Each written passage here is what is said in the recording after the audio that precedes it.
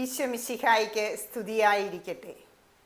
വിശുദ്ധ ലൂക്കാസ് ലീഹ എഴുതിയ നമ്മുടെ കർത്താവ് ഈശോ മിശിഹായുടെ പരിശുദ്ധ സുവിശേഷം 20-ാം അധ്യായം 9 മുതൽ 19 വരെയുള്ള തിരുവചനങ്ങൾ. മുന്തിരിത്തോട്ടവും കൃഷിക്കാരും. അവൻ ജനങ്ങളോട് ഈ ഉപമ പറഞ്ഞു. ഒരു മനുഷ്യൻ ഒരു മുന്തിരിത്തോട്ടം നട്ടുപിടിപ്പിച്ചു. അത് കൃഷിക്കാരെ ഏൽപ്പിച്ച ശേഷം ദീർഘനാളേക്ക് അവിടെ നിന്ന് പോയി.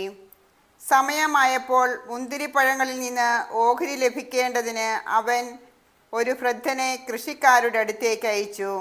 എന്നാൽ കൃഷിക്കാർ അവനെ അടിക്കുകയും വെറും കൈയോടെ തിരിച്ചയക്കുകയും ചെയ്തു.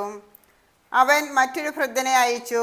അവനെയും അവർ അടിക്കുകയും അപമാനിക്കുകയും വെറും കൈയോടെ തിരിച്ചയക്കുകയും ചെയ്തു. അവൻ മൂന്നാമതൊരുവനെ അയച്ചു. അവർ അവനെ പരിക്കേൽപ്പിക്കുകയും പുറത്തേക്കെറിയുകയും ചെയ്തു. അപ്പോൾ തോട്ടത്തിൻ്റെ ഉടമസ്ഥൻ പറഞ്ഞു, ഞാൻ എന്താണ് ചെയ്യുക? എൻ്റെ പ്രിയപുത്രനെ ഞാൻ അയക്കും, അവനെ അവർ മാനിച്ചേക്കും. പക്ഷേ കൃഷിക്കാർ അവനെ കണ്ടപ്പോൾ പരസ്പരം പറഞ്ഞു, ഇവനാണ് അവകാശി, ഇവനെ നമുക്ക് കൊന്നുകളയാം, അപ്പോൾ ആ അവകാശം നമ്മുടേതാകും. അവർ അവനെ മുന്തിരിത്തോട്ടത്തിന് വെളിയിലേക്കെറിഞ്ഞു കൊന്നുകളഞ്ഞു. ആകയാൽ മുന്തിരിത്തോട്ടത്തിൻ്റെ ഉടമസ്ഥൻ അവരോട് എന്തു ചെയ്യും? അവൻ വന്ന് ആ കൃഷിക്കാരെ നശിപ്പിക്കുകയും മുന്തിരിത്തോട്ടം മറ്റാളുകളെ ഏൽപ്പിക്കുകയും ചെയ്യും. അവർ ഇത് കേട്ടപ്പോൾ ഇത് സംഭവിക്കാതിരിക്കട്ടെ എന്ന് പറഞ്ഞു. യേശു അവരെ നോക്കിക്കൊണ്ട് പറഞ്ഞു, പണിക്കാർ ഉപേക്ഷിച്ച് കളഞ്ഞ കല്ല് മൂലക്കല്ലായി തീർന്നു എന്ന് എഴുതപ്പെട്ടിരിക്കുന്നത് എന്താണ്? ആ കല്ലിന്മേൽ നിപതിക്കുന്ന ഏതൊരുവനും തകരും. അത് ആരുടെ മേൽ പതിക്കുന്നുവോ അവന് അത് ധൂളിയാകും. താങ്കൾക്കെതിരായിട്ടാണ് ഈ ഉപമ പറഞ്ഞതെന്ന് നിയമജ്ഞരും പ്രധാന പുരോഹിതന്മാരും മനസ്സിലാക്കി അവനെ കയ്യേറ്റം ചെയ്യുവാൻ ശ്രമിച്ചു. എന്നാൽ അവർ ജനങ്ങളെ ഭയപ്പെട്ടു. നമ്മുടെ കർത്താവായ ഈശോ മിശിഹായ്ക്ക് സ്തുതി. ഈശോ ഒരു ഉപമകളിലൂടെയാണ് വിശുദ്ധ സുവിശേഷം ഇന്ന് വിശകലനം ചെയ്തിരിക്കുന്നത്. മുന്തിരിത്തോട്ടവും കൃഷിക്കാരനും. ഉടമസ്ഥൻ മുന്തിരിത്തോട്ടം നട്ടുപിടിപ്പിച്ച് കുറേ കാലത്തേക്ക് അദ്ദേഹം മറ്റെവിടെയോ പോയി. അതിൻ്റെ ഫലം എടുക്കുവാൻ കാലമായപ്പോൾ കൃഷിക്കാരൻ ഉടമസ്ഥൻ ആളുകളെ പറഞ്ഞയച്ചു. 3 ആളുകളെയും പറഞ്ഞയച്ചു. പക്ഷേ മുന്തിരിത്തോട്ടം പണിയാൻ വേണ്ടി ഏൽപ്പിച്ച അവരെ ആ 3 ആളുകളെയും അടിക്കുകയും മുറിവേൽപ്പിക്കുകയും മുന്തിരിത്തോട്ടത്തിൽ നിന്ന് അവരെ പുറന്തള്ളി.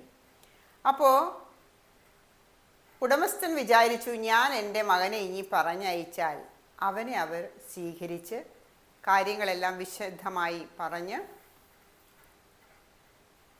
പ്രതിഫലം കൊടുത്തുവിടുമെന്ന്. പക്ഷേ മുന്തിരിത്തോട്ടത്തിലെ വേലക്കാർ പറഞ്ഞു, ഇവനാണ് യഥാർത്ഥ അവകാശി എന്ന് വിചാരിച്ച് ഇവനെയും അവർ കൊന്നുകളഞ്ഞു എന്നാണ് വിശുദ്ധ സുവിശേഷത്തിൽ പറയുന്നത്. പണിക്കാർ ഉപേക്ഷിച്ച് കളഞ്ഞ കല്ല് മൂലക്കല്ലായി തീർന്നുവെന്ന് എഴുതപ്പെട്ടിരിക്കുന്നു.